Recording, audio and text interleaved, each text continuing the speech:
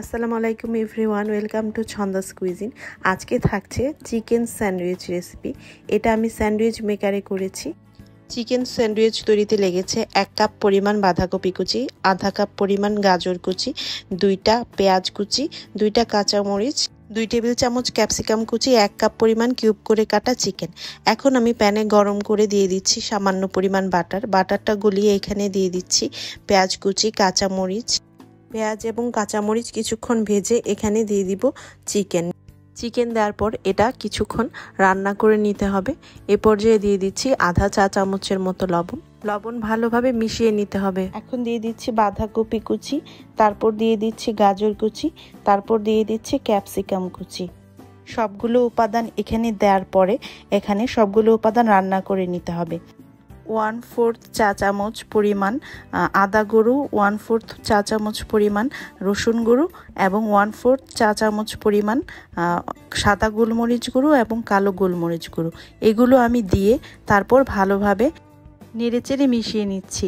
এ পর্যায়ে দিয়ে দিচ্ছি 1 চা চামচ পরিমাণ সয়া সস দিয়ে তারপর আবার আমি ভালোভাবে মিশিয়ে নিচ্ছি। এখন দিয়ে দিচ্ছি 1/3 কাপ পরিমাণ টমেটো সসটা আবার ভালোভাবে মিশিয়ে নিব।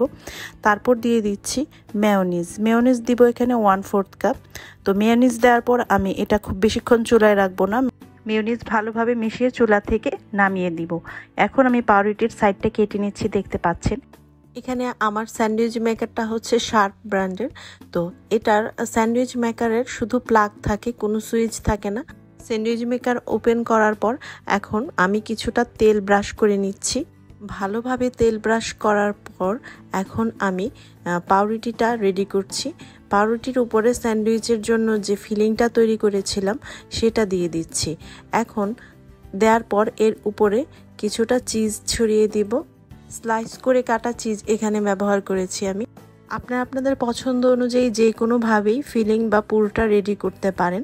তো এখন আমি আরেকটি পাউরুটি উপরে দিয়ে স্যান্ডউইচ মেকারে এটা বসিয়ে দিব। দিয়ে মেকারটা ভালোভাবে আটকিয়ে দিতে হবে।